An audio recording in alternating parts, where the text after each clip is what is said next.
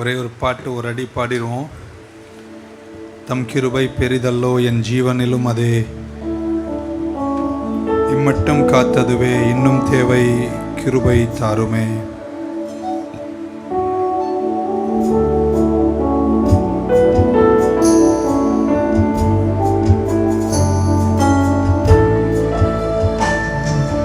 தம் கிருபை பெரிதல்லோ ஜீவனிலும் அது, என்னை மட்டும் காத்ததுவே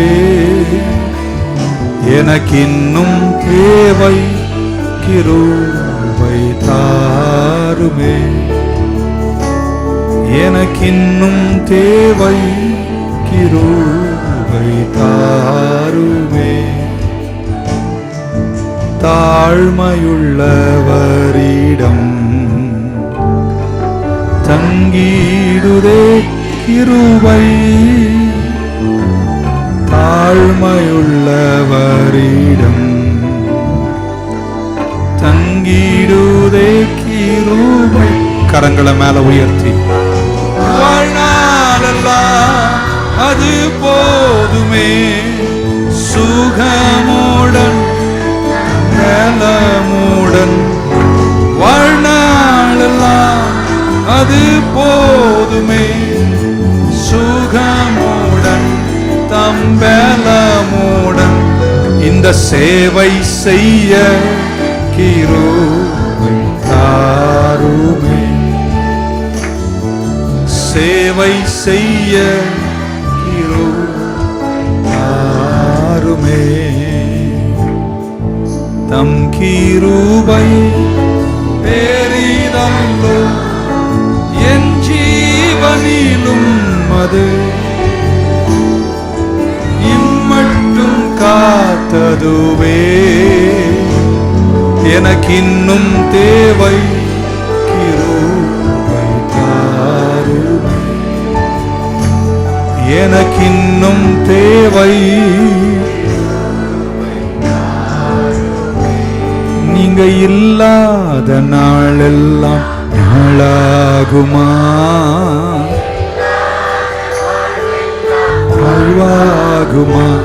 நீங்க இல்லாத நாளெல்லாம் நாளாகுமா. கரமுயர்த்தி ஒன் லாஸ்ட் டைம். உயிரின் ஊற்றே, உண்மையின் வழியே நீயாவாய். உயிரின் நீயாவாய், உண்மையின் வழியே என் உறவின் பிறப்பே, என் உள்ளத்தின் மகிழ்வே நீயா. இல்லாத நாளெல்லாம், நீங்க இல்லாத வாழ்வெல்லாம், நீங்க இல்லாத நாளெல்லாம் நாளாகுமா.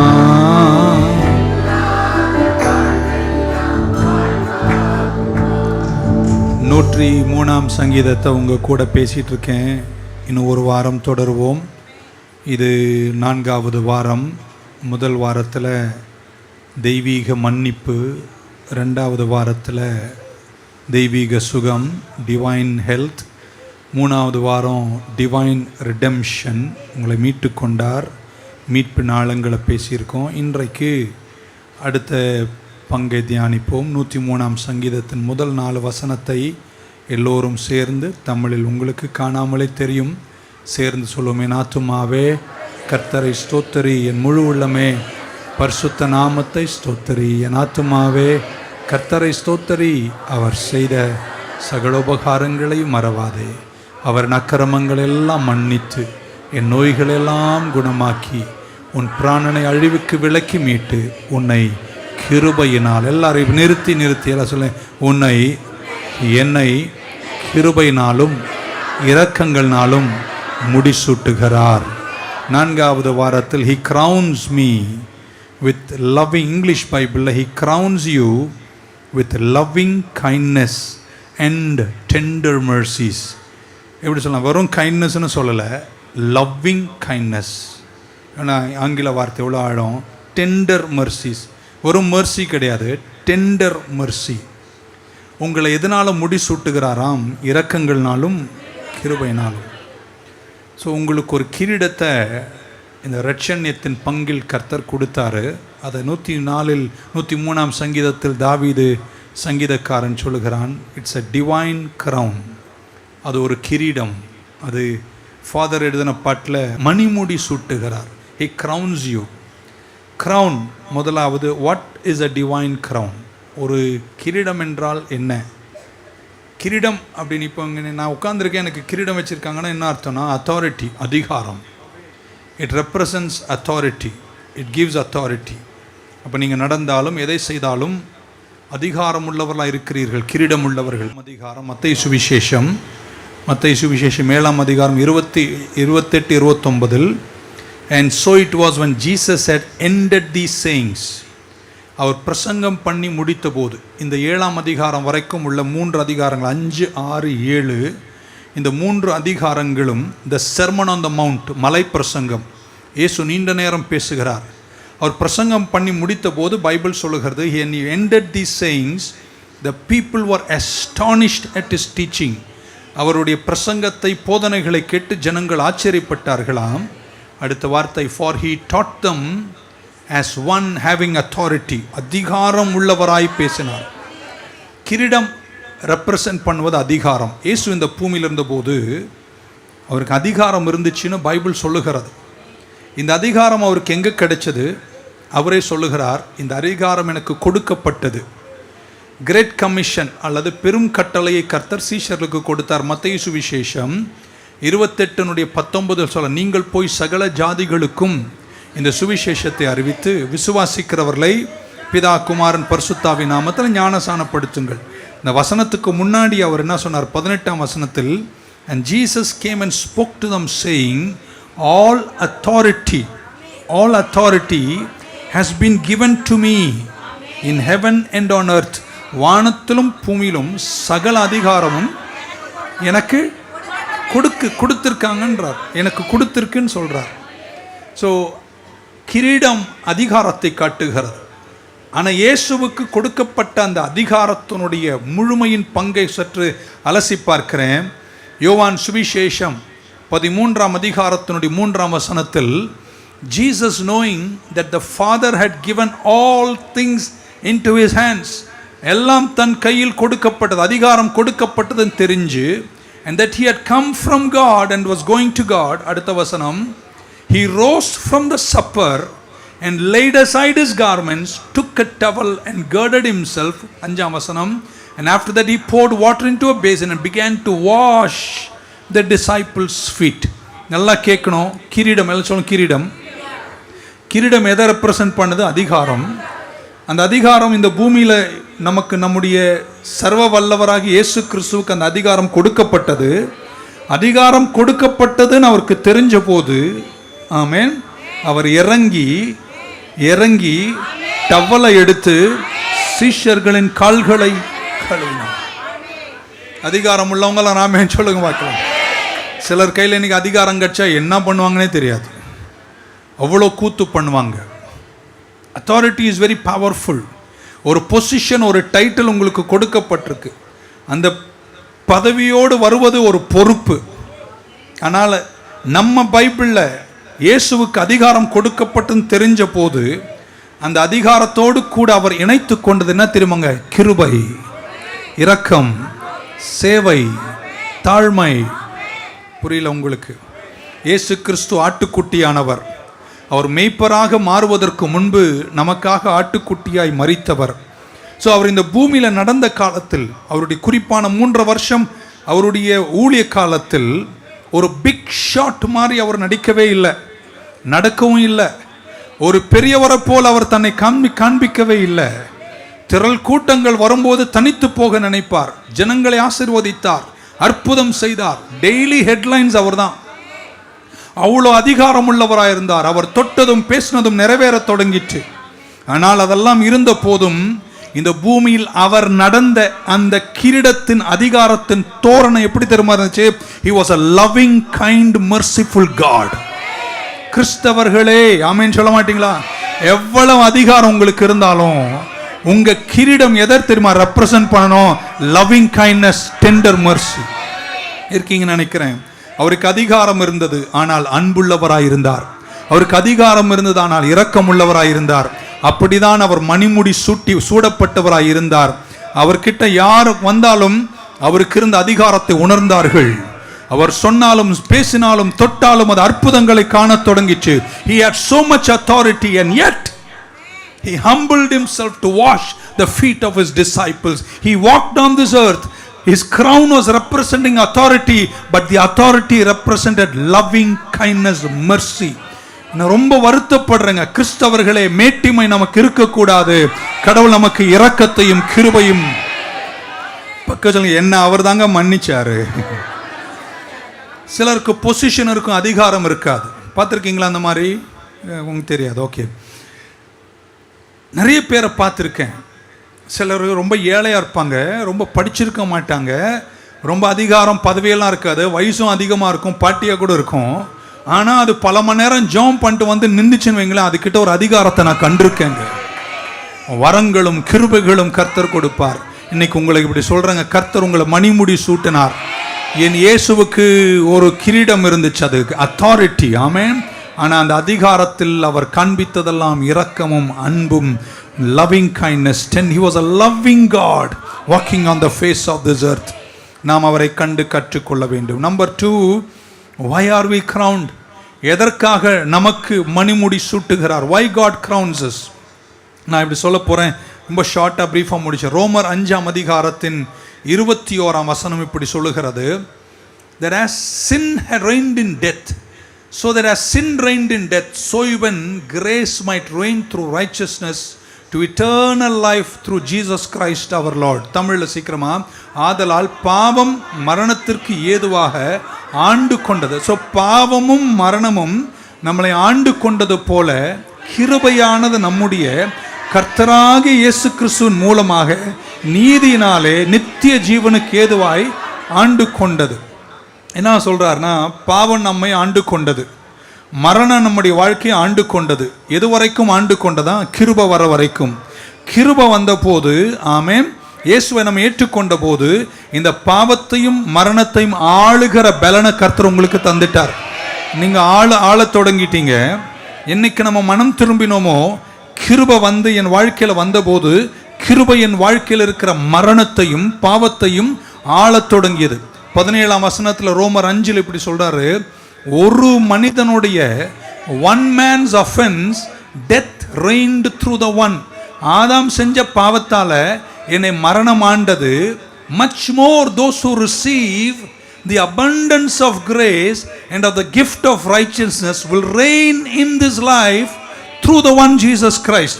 இயேசு கிறிஸ்து மூலமாய் கிருபையின் பெருக்கத்தையும் தேவ நீதியும் பெற்றுக்கொண்டவர்கள் இந்த பூமியில் ஆளுவார்கள் அப்படின்னு சொல்லிட்டு ஹெவி வெஹிக்கிள்ஸ் ஃபேக்டரி கேட்காதீங்க, அவர் கொடுக்க மாட்டார். ஆமென். சும்மா வேண்டாதெல்லாம் நம்ம பண்ண, அவர் என்ன சொல்றாரு நீங்க புரிஞ்சுக்கணும். இயேசு என்கிட்ட வந்தனால, கிருபையின் பெருக்கம் வந்ததுனால, தேவ நீதி எனக்கு கிடைச்சதுனால நான் ஒன்று ஆளுகிறேன். எதை ஆளுகிறேன்? பாவத்தையும் மரணத்தையும் நான் ஆளுகை செய்கிறேன். 3 பேரை தட்டி சொல்லி நான் ஆள்றேங்க அப்படின்னு. எத்தனை பேருக்கு கிருபையின் பெருக்கம் உங்களுக்கு தேவை? நீங்கள் உங்களுக்கு வேணான்ட்டீங்க. இன்னொரு வாட்டி, எத்தனை பேருக்கு கிருபையின் பெருக்கம் தேவை? உங்களுக்கு வேணுமோ வேண்டாமோ, எனக்கு அனுதினமும் கொஞ்சம் கிருபையெல்லாம் போதாது, நிறைய கிருபை தேவை. அதனால பவுல் யூஸ் பண்ற word abundance of grace and gift of righteousness. நிறைய கிருபை நமக்கு அனுதினமும் தேவை அப்படின்னாரு. ஏன்னா இந்த மரணத்தை நம்ம ஜெயித்து, இப்போ கூட நான் நிற்கும் போது பல சரீரத்தில் ஏதோ பண்ணுதுங்க. ஸோ மரணத்தை நம்ம ஜெயிக்கணும், பாவத்தை ஜெயித்து வாழக்கூடிய கிருபையை கர்த்தர் நமக்கு தருவாராக. நீங்க சொன்ன ஆமீன் எப்படி இருக்குன்னா, எனக்கு எந்த கிருபையும் தேவையே இல்லை. நான் சொல்றேன் பிரதர் சிஸ்டர், கண்டிப்பா தேவை. ரட்சிக்கப்படும் போது தேவை என்பதை விட அங்க போய் சேர்ற வரைக்கும் கிருபை தேவை. தேவையா இல்லையா? கிருபையும் தேவை, நீதியினுடைய ஈவிலும் நீங்கள் நின்று கொண்டு மரணத்தையும் பாவத்தையும் நீங்கள் என்ன செய்ய வேண்டும்? ஜெயித்து கொண்டே இருக்க வேண்டும். நீதினா என்ன? Righteous means righteous standing with God. தேவனுக்கு முன்பாக நிற்கிற திராணியை கால்வரி ரத்தம் எனக்கு தந்தது. ஆமென். போன வாரம் வெளிப்படுத்தல் 5 வாசித்தோம், 9, 10 மீட்பை குறித்து வாசித்தோம். 9 and 10 of the book of Revelation. They sang a new song saying, you are worthy to take the scroll and to open its seals, for you are slain and have redeemed us to God by your blood out of every tribe, every tongue, every nation, every people. எல்லா ஜாதி ஜனங்களுக்கு நடுவே இருந்து கர்த்தர் என்னை மீட்டு கொண்டார். பக்கத்தில் என்னை மீட்டு கொண்டார். எதுக்காக மீட்டு கொண்டாராம்? எங்களை ராஜாக்களாகவும் ஆசாரியர்களாகவும் இந்த பூமியில் ஆளுவதற்காக கர்த்தர் வச்சார். பல விஷயங்கள் ஆள்றீங்களோ இல்லையோ, இப்போ நான் ரோமர் 5 இதில் கனெக்ட் பண்ணும்போது நீங்கள் புரிஞ்சுக்கணும், உங்களை எதுக்காக தெரியுமா கர்த்தர் மீட்டு கொண்டாரு? பாவத்தையும் மரணத்தையும் ஆளுவதற்காக. ஆமென். உங்களை யாரா மாத்தினாராம்? ஆசாரியர்களாகவும். பக்கம் சொல்லுங்க, நான் ராஜாங்க, நான் ஆசாரியருங்கன்னு அப்படின்னு அங்கே ஒரு நாக்காளி போட்டு தலையில் போட்டு உட்காரணும்னு சொல்ல. ராஜாக்கள் யார் தெரியுமா? ஆளுகிறவர்கள். எதை ஆளுவோம் என்று ரோமர் சொல்லுகிறது? பாவத்தையும் மரணத்தை நீங்கள் ஆளுவீர்கள். 1 நீங்கள் ராஜாக்கள் ஆளுவீர்கள், 2 நீங்கள் ஆசாரியர்கள். ஆசாரியின் வேலை தெரியுமாங்க? ஜனங்களை தேவனோடு கனெக்ட் பண்ற வேலை. ஸோ 1 நீங்க ஆள்றீங்க, 2 நீங்க ஆசாரியர்னா ஜனங்களை தேவனோடு என்ன செய்றீங்க? இணைக்கிறீங்க. எதற்காக? நீங்க எப்படி ஜெயிச்சீங்களோ அதே மாதிரி நிறைய பேரை ஜெயிக்க வைப்பதற்கு ஆளுகிற நீங்கள் ஆசாரியர்களா இருந்து 3 பேரை தட்டி நான் கண்டிப்பா சுவிசேஷத்தை சொல்லுவேங்க அப்படின்னு. ஏன் நம்ம சாகர வரைக்கும் பிரசங்கம் பண்ணிட்டே இருக்கோம்? ஏன் இந்த சுவிசேஷத்தை பிரசங்கம் பண்றோம்னா, நாங்க ஜெயிச்சோம், அதே போல நிறைய பேரை ஜெயிக்க வைக்க என்ன ராஜாக்களாகவும் ஆசாரியர்களாகவும் கர்த்தர் நியமித்தார். ஒரு அல்லே சொல்ல மாட்டீங்களா? He has made us kings, he has made us priests unto God, to reign over sin and death and to help other people also to reign over sin and death. Amen. பாவத்தை மரணத்தை ஜெயிப்பேன்னு சொல்றவங்க மட்டும் கையை உயர்த்தி நல்ல ஒரு அல்லே சொல்ல மாட்டீங்களா? ஹல்லேலூயா. ஸோ நம்ம ஆளுகை செய்வோம். ஏன்னா கடவுள் நமக்கு ஒரு கிரீடத்தை தந்திருக்கிறார். அந்த கிரீடம் என்னங்க? அதிகாரம். ஆமென். அந்த அதிகாரத்தை கர்த்தர் இயேசுவுக்கு கொடுத்தார். அந்த அதிகாரம் கர்த்தர் உங்களுக்கும் தருகிறார். நீங்கள் ஆள வேண்டும், ராஜாக்களாக ஆசாரியர்களாக. ராஜாக்களாய் நீங்கள் உங்களை ஜெயிக்கணும், ஆசாரியர்களாய் பிறரையும் நீங்கள் ஜெயிக்க வைக்கணும். செய்வீர்களா? Number 3, and I will close quickly. Amen. With what are we crowned? எதனால நம்மை முடிசூட்டி இருக்கிறார்? இதை தான் சங்கீதக்காரன் 103 சொல்லுகிறார். With what are we crowned? எதை கொண்டு உங்க கிரீடம் சூடப்பட்டிருக்கிறீர்கள்? ஆமென். 103 சங்கீதம் 4. அவர் நம்மை இரக்கங்கள்னாலும் கிருபைகள்னாலும் முடிசூட்டி இருக்கிறார். இங்கிலீஷில் ரொம்ப எனக்கு பிடிச்சது, கைண்ட்னஸ் அண்ட் மெர்சின்னு சொல்லாம லவ்விங் கைண்ட்னஸ். எல்லாரும் இங்கிலீஷ் தெரிஞ்ச சொல்லுங்க, லவ்விங்க. உங்க அதிகாரமே என்னங்க? இருங்க இருக்கீங்களாங்க? உங்களுக்கு என்ன கொடுத்துருக்காராம்? கிரீடம் எதை காட்டுது? அதிகாரம். இயேசு அந்த அதிகாரத்தோடு பூமியில் இருந்தபோது அவர் எப்படி இருந்தார்? இரக்கமும். இப்போ சங்கீதக்காரன் சொல்றாரு, அதே கிரீடத்தை உங்களுக்கு தரேன்றார். அப்போ உங்களுக்கு அதிகாரம் இருக்கணும், நீங்க நல்லா இருப்பீங்க, நீங்க பல விஷயத்துல ஆளுவீங்க, ஏன் மரணத்தை கூட ஆளுவீங்க. ஆனா நீங்க எப்படி இருக்கணுமா? இரக்கமும் கிருபையும். அதுவும் சாதாரண இரக்கம் கிடையாது, லவ்விங் கைண்ட்னஸ், டெண்டர் மர்சி. புரியல உங்களுக்கு? பக்க சொல்ல, எனக்கு மேட்டிமையே இல்லைங்க.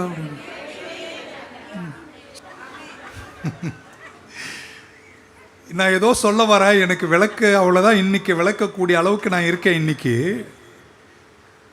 கிறிஸ்தவர்கள் காட்டுகிற மேட்டிமையும் திமிரையும் பெருமையும் கண்டு நான் ரொம்ப வேதனைப்படுறேங்க.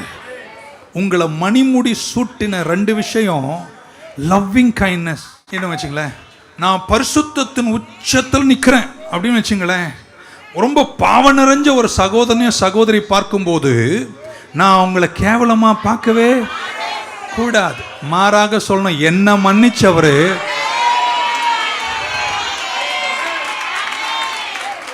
இப்படி வச்சுங்களாமா. இன்னைக்கு நான் இந்த ட்ரெஸ்ஸில் வராமல் பியூர் ஒயிட், மின்னல் அடிக்குது, சூப்பர் ரின் அப்படின்னு வைக்கணும்.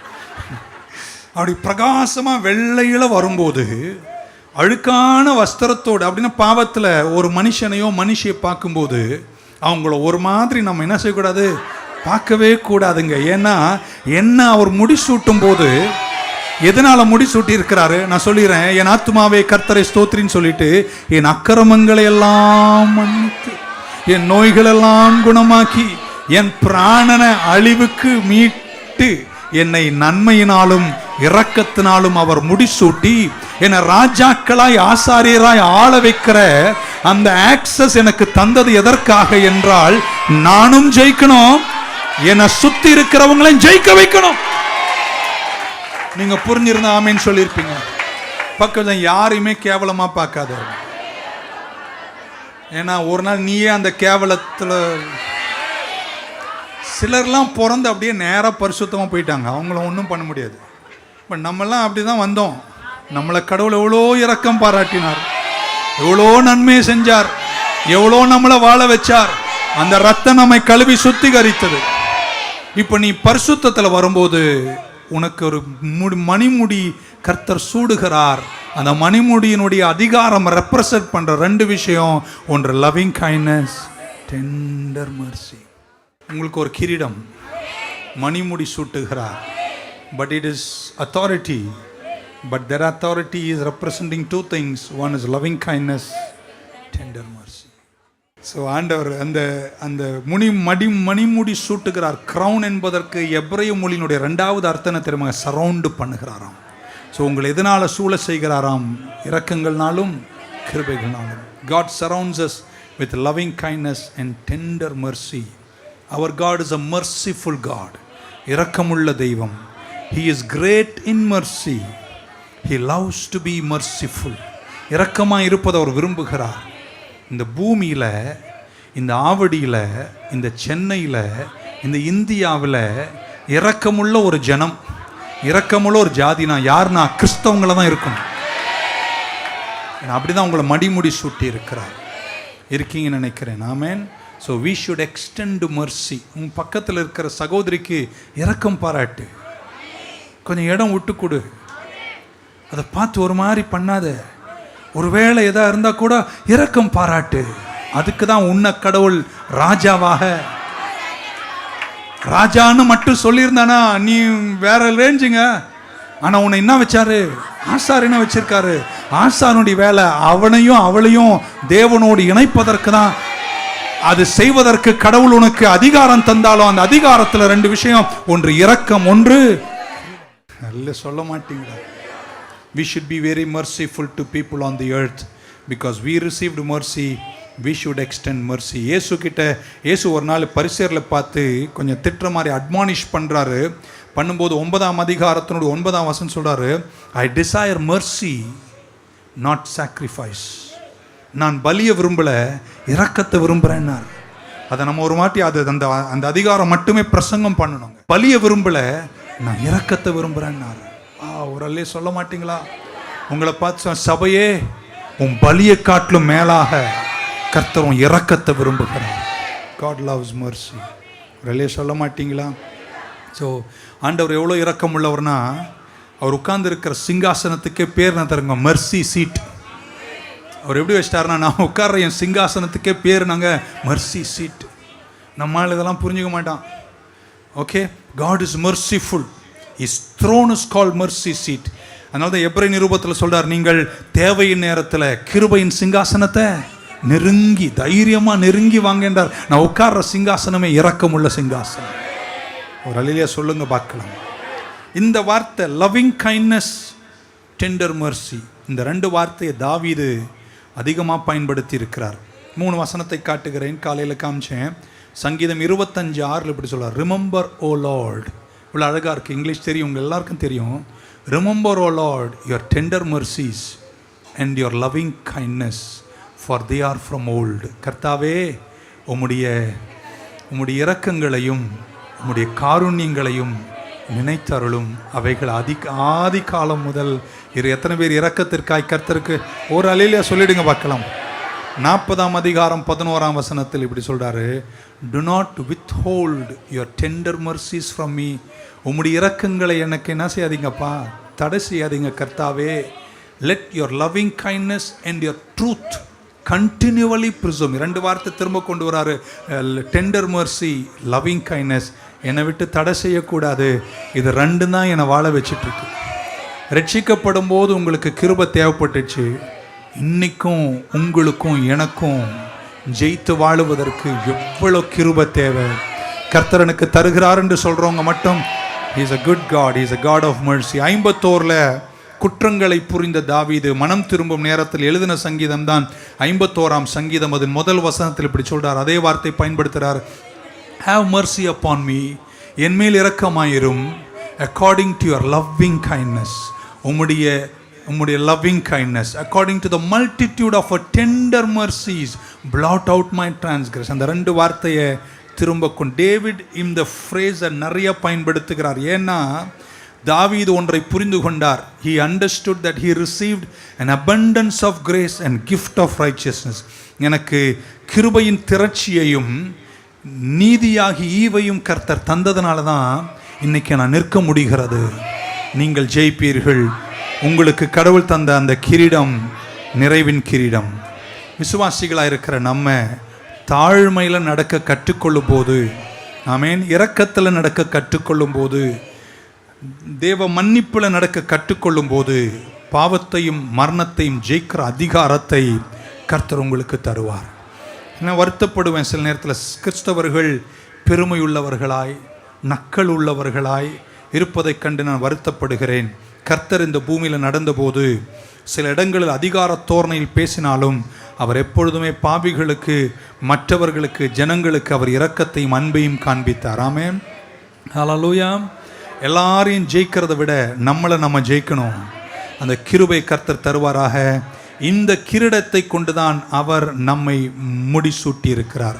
He took the crown of his son. அப்படி சொல்லுமா, அவர் குமாரனுக்கு இருந்த கிரீடத்தை எடுத்து தான் மீட்கப்பட்ட உங்களுக்கு கர்த்தர் கொடுத்தார். அந்த கிரீடம் கிடைப்பதற்கு அவர் பட்டதை ஒரு நிமிஷம் படிச்சுட்டு நான் என் செய்தியை முடிச்சிடுறேன். மார்க்கு சுவிசேஷம் 15 அதிகாரம் 16 வசனத்தில் இப்படி வாசிக்கிறோம். Then the soldiers led him away into the hall called Praetorium.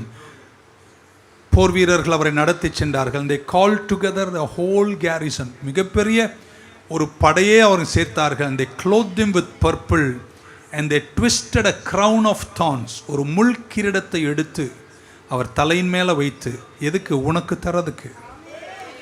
And they beat him and they began to salute him. Hail King of Jews. கிண்டல் பண்ணுறாங்க, நையாண்டி பண்ணுறாங்க அவரை. அவர் முன்னாடி சும்மா முட்டிக்கால் போட்டு அவர் ஆராதிக்கிற மாதிரி அவரை நக்கல் பண்ணுறாங்க. நீங்கள் பெரிய கடவுள் சொல்லியே, ராஜா சொன்னியே, தேவகுமாரன் சொன்னியே, இப்போ பார் உன்னை அடிக்கிறோம் பாருன்னு தலைமையால் ஒரு முள்கிரீடத்தை வச்சு கேவலப்படுத்தினார்கள். And they struck him on the head with a reed. ஒரு குச்சி எடுத்து முள்கிரீடம் இருந்த தலையின் மேலே திரும்ப அடித்தாங்க அந்த ஆணி பதிய. And they spat on him. அவரை பார்த்து துப்பினார்கள். And bowing the knee they worshipped him. And when they had mocked him, they took the purple of him and put his own clothes on him and led him out to crucify him. இப்படி சொல்லி முடிக்கிறேன். இந்த tender மர்சியையும் loving கைண்ட்னஸையும் இரக்கத்தையும் கிருபையும் உங்களுக்கு தருவதற்கு அவர் தலையில ஒரு முள்கிரீடத்தை வச்சதுனால இன்னைக்கு உங்க தலை மேல இரக்கம் கிருபையினுடைய மணிமுகடத்தை கிரீடத்தை கர்த்தர் சூட்டி இருக்கிறார்.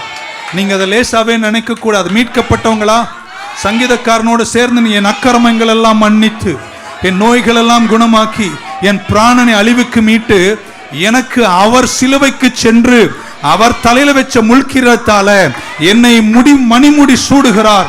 எதனால மணிமுடி சூடுகிறார்? இரக்கத்தினாலும் கிருபையினாலும் என்னை மணி சூட்டி. ஆமென் சொல்ல மாட்டீங்களா? நான் இன்னைக்கு கர்த்தருடைய வீட்டில் வந்து அமரும் போது நம்ம ஒவ்வொரு நாளும் நம்ம சங்கீதக்காரன் தாவீதோடு இணைந்து சொல்லணும், என் ஆத்துமாவே கர்த்தரை ஸ்தோத்திரி, என் முழு உள்ளமே பரிசுத்த நாமத்தை. எல்லாரும் என் கூட சொல்வீங்களா? முடிச்சலாம். என் அக்கிரமங்கள் எல்லாம் மன்னிச்சாரா? அந்த நன்றி உள்ளவங்க இருந்தா இதுவரை சொல்லாத ஒரு அல்ல. என் அக்கிரமங்கள் எல்லாம் மன்னிச்சார், என் நோய்கள் எல்லாம் குணமாக்கினார், நான் அழிவில் இருந்த என் பிராணனை தன் ஜீவனை கொடுத்து மீட்டாரு. அவர் சிலுவைக்கு போய் அவர் தலையில முள்கிரீடம் ஏற்றுக்கொண்டு என்னை இரக்கத்தினாலும் கிருபையினாலும் முடிசூட்டி என்னை அழகு பார்த்து நித்திய ஜீவனை கிறிஸ்துவின் மூலம் தந்தாரே. சொல்ல மாட்டீங்களாங்க? பக்கம் இன்னைக்கு மறிச்சாலும் நான் கர்த்தரோடு இருப்பேன். ஏன் ஒரு அவ்வளவு சோகமான அல்லையா சொன்னீங்க? காரணம் அவர் உங்களுக்கு முள்கிரீடம். அந்த நன்மையினாலும் இரக்கத்தினாலும் உங்களை அவர் முடிசூட்டினதுனால கர்த்தருடைய வீட்டுக்கு நீங்க வரும்போது இருக்கீங்களாங்க. நல்லா, நீங்க எவ்வளோ பெரிய ஆளா இருந்தாலும், எவ்வளோ படிச்சிருந்தாலும், எவ்வளோ செல்வந்தரா இருந்தாலும், எவ்வளோ அந்தஸ்துள்ள குடும்பத்தில் இருந்தாலும், கர்த்தருடைய வீட்டுக்கு வரும்போது நீ பாவியா இருந்துதான் கர்த்தர் உன்னை ரட்சிச்சாரு. அவர் கிரீடத்தை சுமந்து உனக்கு கிரீடத்தை கொடுத்ததுனால வெளிப்படுத்தல் 4:5 வரும்போது சிங்காசனத்தில் வீற்றிருக்கிற தேவனுக்கு முன்பாக 24 மூப்பர்களும் தங்கள் கிரீடங்களை கலட்டி சாஷ்டாங்கமாய் விழுந்து அவரை பணிந்து கொண்டது போல உங்களுடைய சாதனையின் கிரீடங்களை கலட்டி வச்சுட்டு தேவனுக்கு முன்பாக நீங்க யாரா இருந்தாலும் சரி, எவ்வளவு பெரிய ஆளா இருந்தாலும் சரி, பெரிய ஊழியக்காரனாலும் சரி, செல்வந்தனா இருந்தாலும் சரி, விழுந்து பணிந்தவரை ஆராதிக்கணும். என அவர் உங்களை மடிமுடி சுட்டி இருக்கிறார். He has crowned you with goodness. பக்கத்துல கேளுங்க, நீ யாருங்க? நீங்க எல்லாரையும் தேவனுக்கு முன்பாக பாவம் செய்து மகிமை இழந்தவர்கள். ஆனா இன்னைக்கு உங்களை முடிசூட்டும் போது அவர் கிரீடத்தை எடுத்து உனக்கு ஒரு கிரீடத்தை தந்தாரு. அவர் ஆராதிக்க வரும்போது உன் சாதனைகள் எல்லாம் எடுத்து கீழே வச்சுட்டு அவருக்கு முன்பாக கையை உயர்த்தி விழுந்து அவரை பணிந்து அவரை ஆராதிக்க வேண்டும். இருக்கீங்களாங்க? ஓடுற இந்த ஹார்ட் இன்னைக்கு ஒரு நிமிஷம் நின்றுச்சுன்னு வைங்களேன், நாளைக்கு பரலோகமே சொந்தமே பாட வேண்டி இருக்கும். என்ன இன்னொரு வாட்டி என் கூட சேர்ந்து அக்கிரமங்கள் எல்லாம் மன்னிச்சு, என் நோய்கள் எல்லாம் குணமாக்கி 60 வயசை நான் நடத்தி வாலிபமா வச்சு சாவனோன்னு எழுதி தீர்த்தவன் முன்னாடி நம்மளை நிக்க வச்சு அழகு பார்த்து இவ்வளோ ஜீவனை கொடுத்து ஆசீர்வதித்தாரே, அந்த மணிமுடி சூட்டின இரக்கமும் கிருபையும் ஒரு நாளும் உங்களை பெருமைக்குரியதாய் மாற்றக்கூடாது, தாழ்மையாய் தான் மாற்ற வேண்டும். இன்னைக்கு சொல்றேன், இன்னைக்கு சாதாரண விசுவாசி ஒருவேளை பூமியில கடவுள் உங்களை உயர்த்தி நீங்க பெரிய உயரத்துல வந்தாலும், நீங்க என்ன தெரியுமா, 1 கோடி செல்வங்கள் என தேடி வந்தாலும் உமக்கு அது ஈடாகாது. உன் சாதனைய, உன் பதவிய, உன் பணத்தை எல்லாத்தையும் கலட்டி அவர் முன்னாடி வச்சுட்டு சொல்லு, இந்த நன்மையும் இரக்கமும் எனக்கு முடிசூட்டினது கால்வரிக்கு சென்ற இயேசுவின் முள்கிரீடம் தானே. My salvation in eternal life is only because of Jesus and Jesus alone on the cross. இருக்கீங்கன்னு நினைக்கிறேன். அதனால இது 4வது வாரம் இதை நம்ம பேசணும். கடவுள் உங்களை ஆசாரியர்களாகவும் ராஜாக்களாகவும் மீட்டு கொண்டார். எதற்காக? ராஜா பாவத்தையும் மரணத்தையும் நீங்க ஜெயிக்கணும். ஆசாரியராக நீங்க நிறைய பேரை ஜெயிக்க வைக்கணும். சீக்கிரம் 80,000 என்ற கணக்கில் ஓகே அல்லேலூயா சொல்ல மாட்டீங்களா? நீங்க தான் செய்யணும். நான் செஞ்சிட்டேன் நிறையா. நம்ம எல்லாரும் சேர்ந்து இந்த சுவிசேஷத்தை இந்த தேசத்தில் நிலைநாட்டுவோம். வெற்றி நிச்சயம், விடுதலை சத்தியம். கர்த்தர் உங்களை ஆசீர்வதிப்பாராக. சீக்கிரம் எழுந்து நிற்கலாம். Shall we stand? Thank you Jesus.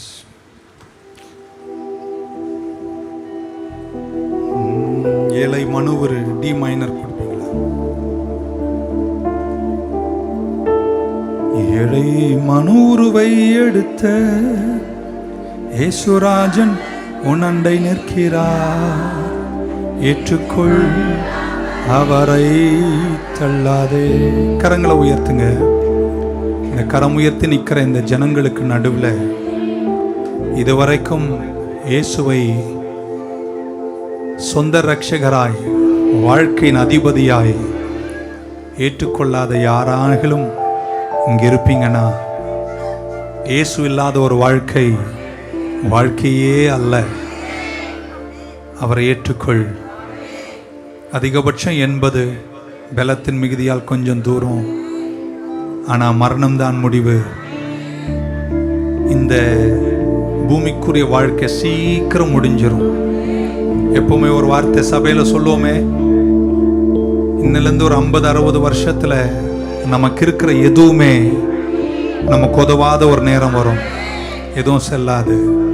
நமக்கு நிலைநிற்கும் ஒரே வாக்குத்தத்தம் நித்திய ஜீவன் மட்டும்தான்.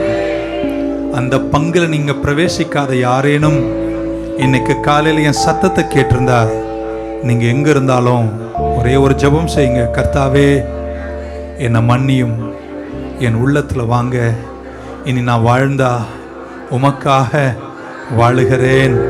உண்மையா நீங்க வாயில் அறிக்கை செஞ்சு இதயத்துல விசுவாசிச்சிங்கன்னா 31 வருஷம் ஊழியம் பண்ண எனக்கு ரட்சண்யத்தில் என்ன பதவியோ இன்னைக்கு கர்த்தர் உனக்கு தருகிறார். உன்னை மணிமுடி சூட்டுகிறார். இரக்கங்களாலும் கிருபையாலும் உன்னை முடிசூட்டி உன் அக்கிரமங்கள் எல்லாம் மன்னித்து நோய்களை குணமாக்கி உன் பிராணனை மீட்டு காத்து உனக்கு நித்திய ஜீவனை கர்த்தர் தருவார். ரட்சிக்கப்பட்டோம், ஞானசானம் எடுக்காம ஓரமா ஒதுங்கி கிதுங்கி வாழ்ற ஒரு வாழ்க்கை இருக்குமானா தண்ணீர் ரெடியா இருக்கு, பேரை சீக்கிரமா எழுதி கொடுங்க. நான் இப்படி சொல்றேன், இன்னைக்கே ஞானசானம் எடு.